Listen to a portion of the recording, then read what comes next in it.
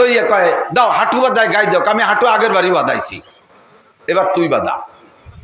কানিক ঠেলাঠেলি করে আগে তো হাঁটু পর্যন্ত, এবার কোনো মতে মাটিতে জাগাইছে, আর উঠতে পারে না, থুইয়া দড়ি খুলে আর এক পাজা ডুয়েছে। এবার কিরম লাগে? আপনারা সালতার মানুষের এবার ওরে হেরিকেন ধরে বাড়ি শুরু করতেন না? ও কয় কি, এই বেটা পাগলামি করো নাকি?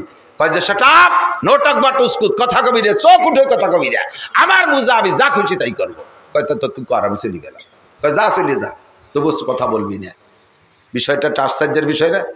এমন বলত কি জগতে আর আছে?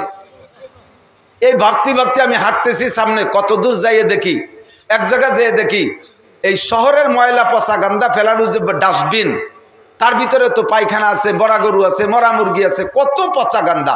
এর ভিতরে বিশাল একটা পাখি, বিশাল একটা পাখি। এই পাখিটার দুই পায়ের নিচে দুইটা মরা গরু, আর সামনে পচা পায়খানার ভিতরে পোকা বিড়বিড় করতেছে।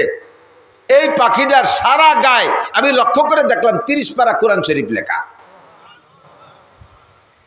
পাখিটার গায়ে 30 পারা কোরআন শরীফ লেখা, অথচ পাখিটা দুইটে মারামড়ির উপরে পা দিয়া সামনে পায়খানার পোকাতায় টুকায় টুকায় খাইতেছে।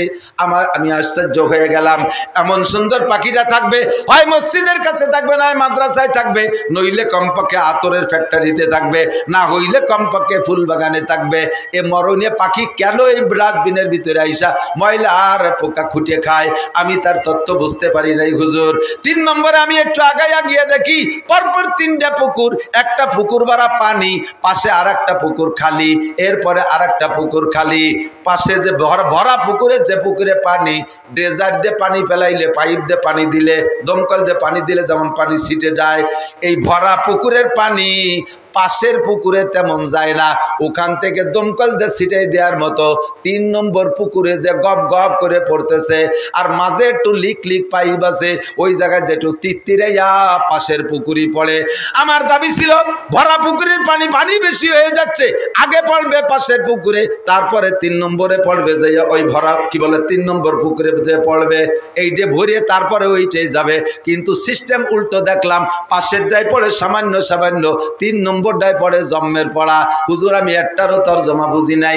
নবী পাক শুনে বললেন কুল্লু হাউলাই বিনাশরাতিস সা, এই 3টাই কিয়ামতের আলামত। কি আলামত হুজুর? হুজুর বুঝতে পারি নাই। হুজুর বলেন এটা হলো তুমি প্রথম যেটা দেখেছো, কিয়ামতের আগে, যুবক কিয়ামতের আগে আমার উম্মতের স্বভাব হবে এমন, যেই গুনার বোঝা সে বাঁচছে, ওই গুনার বোঝাই বয়ে আল্লাহর কাছে নেওয়ার ক্ষমতা তার ঘাড়ে নাই, ওইটা নিচের থেকে উঠায় মাথায় উঠানোর ক্ষমতা নাই। নিষেধ করলে দড়ি খুলে ওর মধ্যে আর এক পাজা ঢুকবে, আবার নিষেধ করলে আর এক পাজা ঢুকবে, আর আবার নিষেধ করলে আর এক পাজা ঢুকবে। শুধুমাত্র ব্যারাক সমিতির সাথে সম্পর্ক, তাতে যে গুনার বোঝা পাচ্ছে এইটা বয়ে নিতে পারবা না। নিষেধ করলে আবার অ্যাডামসের সাথে যোগ হয়ে যায়, নিষেধ করলে আবার গ্রামীণ ব্যাংকের সাথে যোগ হয়ে যায়, তার থেকে নিষেধ করলে আবার কারিতাসের থেকে আবার একটা অ্যাকাউন্ট করলে, নিষেধ করলে আবার আর এক গ্রামীণ ব্যাংকে আর একটা যায়, আর এক শাখায় যে সংযুক্ত হয়ে যায়। আরে মোবাইলের গুণা বহন করতে পারবে না, এরপরে আবার টাচ মোবাইল কিনছে, ওইটার থেকে নিষেধ করলে আবার আইফোন কিনে নইছে, তার থেকে নিষেধ করলে আবার ল্যাপটপ কিনে নইছে, একটা নিষেধ করলে তার উপরে আর একটা বাড়াইয়া নয়। এইটা হবে আমার কিয়ামতের আগে উম্মতের স্বভাব। গুনার যে বোঝা বাচ্ছে ওইটা বইয়ে নিতে পারবে না, নিষেধ করলে বারবার তার মধ্যে দড়ি খুলে পাজা ঢুকাবে। নবী পাক বলেছেন এইটা হবে কিয়ামতের আগে। এখন কি হবে না এগুলো রানিং হইয়া গেছে? 2 নম্বরটা তরজমা বলেন হুজুর। 2 নম্বরটা হলো, খেয়াল করতেছেন তো আপনারা, 2 নম্বরটা হলো পাখির গায়ে 30 পারা কোরআন শরীফ মরামরির উপরে পা দিয়া পায়খানার পোকা খুঁটে খায়। এইটা হলো কিয়ামতের আগে আমার উম্মতের ভিতরে হাজার হাজার মানুষ হবে এরকম, নামে তারা বড় বড় আলেম হবে, নামে তারা বড় বড় পীর হবে, গায়ে দেখতে মনে হয় যেন 30 পারা কোরআন শরীফ, আর কত বড় বডি, কত বড় টুপি মাথায়, বিশাল যুব্য গায়ে, কাঁচা হলুদের মতো চেহারা, হাজার হাজার ভক্তবৃন্দ, কি সুন্দর জশ্নে জুলুস, কত বড় বড় গেট তরুণ সাজাইছে তার জন্য 20 কোটি দেয়। এই সমস্ত সমস্ত বড় বড় নামধারী মানুষগুলো তাদের মনে হবে যেন ওরা সারা গায়ে 30 পারা কোরআন শরীফ লেখা। উচিত ছিল তার মাদ্রাসার মধ্যে শাইখুল হাদিস হওয়া, উচিত ছিল তার কোনো মসজিদে খতিব হওয়া, আর ওই জায়গা থেকে তার চরিত্রে কন্ট্রোল করা দরকার ছিল। কিন্তু এই সমস্ত নামধারী মানুষগুলো পায়খানা আর পোকা খুঁটিয়ে খুঁটিয়ে খাবে। এরা যাইয়া বেদাত দেখবে না, বেদাতি টাকা খাবে, সুদিয়ে টাকা খাবে, ঘুষে টাকা খাবে, চরিত্রহীনতা করবে। এরপরে মন্দিরে যাইয়া এরা মন্দিরে যাইয়া পুজো পাঠে শরীক হবে, শুকর আদায় করে। ফেসবুকে দেখছি মন্দিরে যাইয়া কয় কি আমি এবার আপনাদের সাথে এই দুর্গা পূজায় শরীক হতে পেরে আল্লাহ পাকের দরবারে শুকর আদায় করি, আলহামদুলিল্লাহ। সুসো এ সুসো দুটো ভোটের জন্য ওই জায়গা যাইয়া হিন্দুকে মন্দিরে দুর্গা পূজায় যাইয়া শুকর আদায় করে। আমার ভয় লাগে এ যদি কোনো জায়গা দেখে যে হিন্দুরা শুয়ারের গোস্ত রান্না করে খাচ্ছে আর তেল তিলে টল টলে, ও জায়গা যাইয়ে দুটো ভোট চাইতে বলে যে দাদা ভোট দিতে পারি, আমাদের সাথে 2 পিস ভক্ষণ করিতে হইবে। উনি সেখান থেকে 2 পিস খেয়ে না বললো আলহামদুলিল্লাহ আপনাদের সাথে শুকরের গোস্ত খেতে পেরে আমি আল্লাহর নিয়ামতে শুকর আদায় করি। আল্লাহু আকবার, জোরে কান নাউজুবিল্লাহ। হারাম মাল ভক্ষণের শুরুতে বিসমিল্লাহ কইলে ঈমান চলে যায়। হারাম মাল খাইয়া শুকর আদায় করে আলহামদুলিল্লাহ বললে কাফের হয়ে যায়, কাফের হয়ে যায়, কাফের হয়ে যায়। সুদ খা টাকা, ঘুষ খা টাকা, টন মারা টাকা, জাতির হক মেরে দিয়ে টাকা, এই টাকা দিয়ে হজ করে এসে যদি শুকর আদায় করে আলহামদুলিল্লাহ হজ করছি, তাও সে কাফের হয়ে যাবে, ঈমান নষ্ট হয়ে যাবে। কার টাকা দিয়ে হজ করছো? বাপের টাকা। কার টাকা দিয়ে হজ করছো? এই দেশের গরিব গুরাবার মুখের থেকে খাবার খাইয়ে নিয়ে, এই দেশের রাস্তার ফিস চুরিয়ে রে খাইয়ে, খোয়া মুয়া মারিয়ে দিয়ে খাইয়ে, সেই টাকা দিয়ে তুমি হজ করতে গেছো। আবার হিলটন টাওয়ারে থাকে, জমজম টাওয়ারে, সাত টাওয়ারের মধ্যে, ঘড়ি টাওয়ারের মধ্যে থাকে। হালাল না হারাম? ফতোয়া দেন, হালাল না হারাম? কিয়ামতের আগে উম্মতের স্বভাব হবে দেখতে মনে হয় যেন গায়ে 30 পারা কোরআন শরীফ, অথচ সে পায়খানার পোকা খুঁটে খায়। হালাল হারাম, হালাল হারাম বাসা খুঁটা নাই। এইটা কিয়ামতের আলামত। 2 নম্বর দেখছো। 3 নম্বরটা কি দেখলাম? কয় 3 নম্বরটা দেখলেন হলো, শুনতেছেন আপনারা? হুজুর যা বলছে এগুলো কি বাকি আছে না রানিং হয়ে গেছে? সবাই কয় না একটাও বাকি আছে, সব চালু হয়ে গেছে। 3 নম্বরটা কি দেখলাম? কয় ভালোবাসার পুকুর ভরা পানি। আমি পুরুষ, আমার সিনার ভিতরে একটা পুকুর আছে, ভালোবাসার পুকুর, মহাব্বতের একটা পুকুর আছে। এই পুকুর ভরা পানি আছে। এই ভালোবাসার পুকুরের পানি উচিত ছিল পাশের পুকুরে আগে পড়বে, যেটা খালি আছে। 1 নম্বরে আমার মা, আমার আব্বা, আরে আমার স্ত্রী, আমার সন্তানরা, এরপরে আমার ভাই বোন। কথা বলেন ঠিক কি ঠিক না? আমার প্রতিবেশী, আমার পাশের পুকুর, এরা। এই সমস্ত জায়গায় আমার মহাব্বতের পানি পড়ে তিত্তিরেয়া।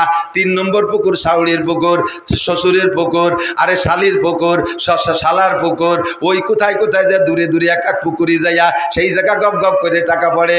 বিদেশের থেকে টাকা কামাই কইরা বাইরে বাইরে অ্যাকাউন্টে জমা রাখে, শ্বশুরির অ্যাকাউন্টে জমা রাখে, শাওড়ির অ্যাকাউন্টে জমা রাখে, শালির অ্যাকাউন্টে জমা রাখে।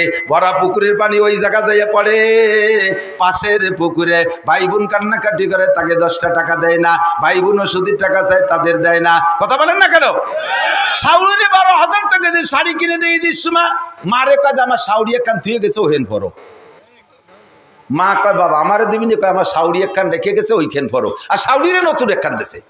কত বড় দাতাল চিন্তা করতে পারেন? তুই কি তোর শাওড়ির দুধ খাইয়ে বড় হয়েছিস? তুই কি তোর শাওড়ি কি তোর গুড় খেতা ধুইছে কোনোদিন? মা তোমার গুড় খেতে ধুইছে, পায়খানা ধুইছে, মা তোমার পেটে রাখছে। 2.5 বছর মায়ের রক্ত মাংস চুষে খাইছো। এ জায়গা তোমার পুকুরের পানি পড়ে না, পানি পড়ে যে 3 নম্বর পুকুরে।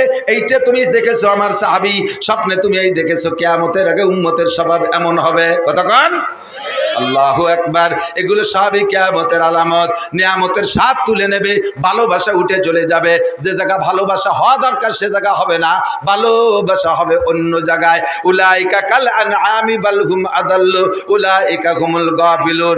মাঝে মাঝে বলে থাকি, কোরআন শরীফের আয়াতে বলে 1 শ্রেণীর মানুষ পশুর মতো হয়ে যায়, 1 শ্রেণীর মানুষ পশুর মতো হয়ে যায় যারা তাদের কান রে কাজে লাগাই নাই, চক্ষুরে কাজে লাগাই নাই, ব্রেন রে কাজে লাগাই নাই। যা শোনা দরকার তা শোনে না, যা দেখা দরকার তা দেখে না, যা বোঝা দরকার তা বোঝে না, বোঝে যায় যত উল্টোটা। এই সমস্ত মানুষ মানবতার কাতারে থাকে না, মানবতার থেকে নেমে তারা পশুর মতো হয়ে যায়। কি পশুর মতো হয়? কেউ কুত্তর মতো হয়ে যায়, কেউ শুয়োরের স্বভাব হয়ে যায়, কের ভিতরে সাপের স্বভাব আসে। কথা কন না কেন? কের ভিতরে বান্দরের স্বভাব হয়, কের ভিতরে বাঘের স্বভাব এসে যায়। যেই মানুষের মধ্যে যেই প্রাণীর স্বভাব উপলব্ধি করা যাবে, যার ভিতরে যেই প্রাণীর স্বভাব দেখা যাবে, ওই মানুষগুলো কিয়ামতে ওই প্রাণীর রূপ নিয়ে জাহান্নামে যাবে। কেউ শুয়োরের চেহারায় জাহান্নাম, কেউ কুত্তর চেহারায় জাহান্নামে যাবে, কেউ কুত্তর চেহারায় জাহান্নামে যাবে। আল্লাহ কয় উলাইকা কাল আনাম, এই মানুষগুলো চতুষ্পদ জন্তুর মতো। এবার চতুষ্পদ জন্তুর মধ্যে থেকে কুত্তই অভিযোগ করছে সর্বপ্রথম, আল্লাহ তোমার এই আশরাফুল মখলুকাত বনি আদম রে আমাদের সাথে তুলনা করলে আমাদের ইজ্জত যায়। কুত্তরের ইজ্জত আছে, প্রত্যেকের একটা ব্যক্তিগত ইজ্জত আছে। কতক্ষণ হারতে কেউ রাজি না। এই যুদ্ধ বিগ্রহ মারামারি করে কি জন্য? জিতার জন্যই তো করে। একটা আইডিয়া আর একটা আইডিয়ার সাথে মাঠে লাগাই দিয়েছেন, ওরা দুজন দুমসা গুতোগুতি করে কি জন্য? ওকে জাগা জমি নিয়ে গেঞ্জাম, কথা কয় না, ছেলে মেয়ে নিয়ে গেঞ্জাম, ওকে বউ নিয়ে গেঞ্জাম, রাজনীতি নিয়ে গেঞ্জাম। ওরা মারামারি করে কেন? জেতপু আমার ইজ্জত আছে, আমি ঠকবো না। তো কুত্তইকে আমারও ইজ্জত আছে। এই মানুষকে আমাদের সাথে তুলনা করলে আমাকে ইজ্জত নষ্ট হয়। কিভাবে ইজ্জত নষ্ট হয়? তোমার বনি আদম আশরাফুল মখলুকাত যা করে ও আমরা কুত্তরা জীবনেও করি না। তুমি শুনবা আল্লাহ কদিন এই দুনিয়াটা কয় যে আমি স্বচক্ষে দেখেছি বনি আদম পায়খানায় বসে বিড়ি খায়। আমরা কুত্তরা জীবনেও খাতি বসে আগি নিয়া আকতি বসে খাই না। কথা বল না কেন? কেউ করতে পারবে না যে কোনো কুকুর একসাথে পায়খানা করতেছে আর খাচ্ছে, দুই কাম একসাথে করে না। আমরা খাতি বসে আগি না, আকতি বসে খাই না। আর বাথরুমের মধ্যে যে একডুন বিড়ির ভাষা এ কি আমরা খেয়ে বেলায় তুইছি?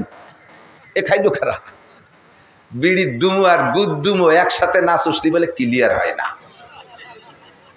কুত্তই কয় আল্লাহ এই কাজটা কি ওরা ঠিক করে? তাহলে তুমি যে ওদের সাথে আমাকে তুলনা করলে, আমাদের সাথে ওদের তুলনা, এই তুলনা করলে আমাদের ইজ্জত যায়। আমাদের কুত্তে এখন তো কুকুরের এখনো ডেলিভারি শুরু হয়নি, তারপরও সপ্তাহে মানে সিজন ঠিক নাই।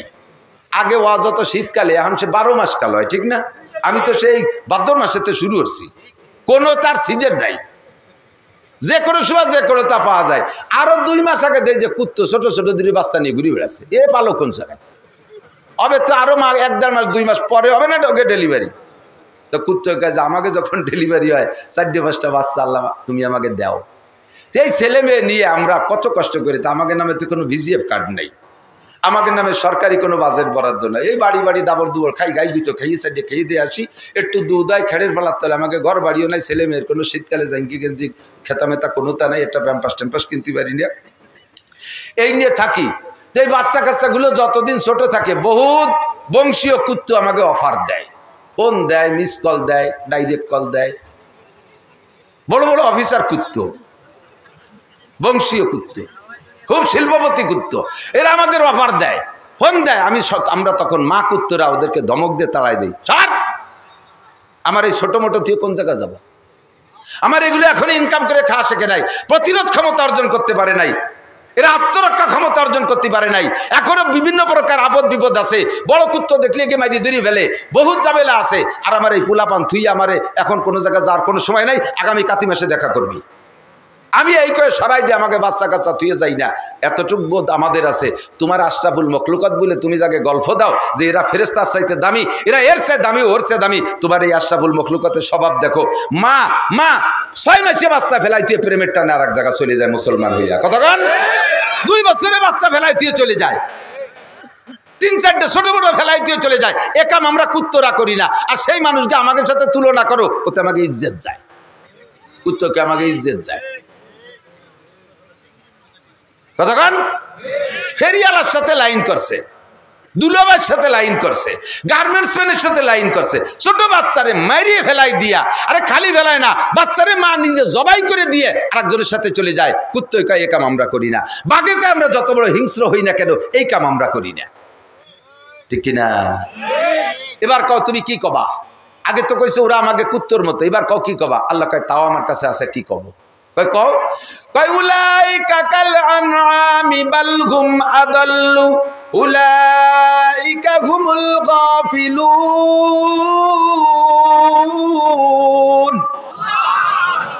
চতুষ্পদ জন্তুর চাইতে খারাপ, তুই কুত্তার চেয়ে খারাপ, তুই শুয়োরের চাইতে খারাপ, তুই বাঘের চাইতে খারাপ। তোর মতো নোংরার নিকৃষ্ট প্রাণী হতে পারে না। সুম্মা রাদাদনাহু আসফালা সাফিলিন, এই গোষ্ঠীর আমি লাস্টে সমস্ত প্রাণীর চাইতে নিকৃষ্ট বলে ঘোষণা দিলাম, যাদের ভিতরে মানবতা নাই। এটা গেছে কিভাবে? ভালোবাসা জায়গা মতো রাখেন নাই, 3 নম্বর জায়গা যে ভালোবাসা করতে গেছেন। এরপরে ভালোবাসারে জিন্দা করার জন্য আবার 14ই ফেব্রুয়ারি একটা দিবস বানাইছে।